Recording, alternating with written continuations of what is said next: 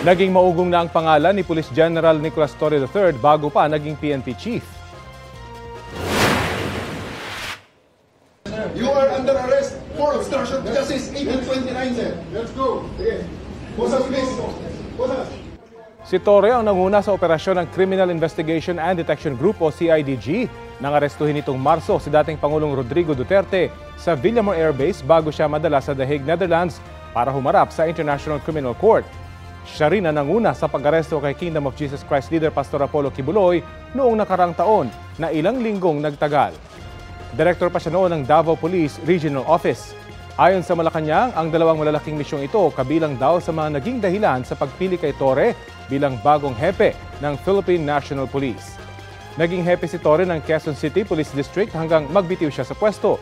Kaugnayan sa kontrobersiya na pinaboran umano niya ang road rage suspect at dating pulis na si Wilfredo Gonzales. Si Torre ang unang graduate ng Philippine National Police Academy o PNPA na hahawak sa pinakamataas na pwesto sa pulisya.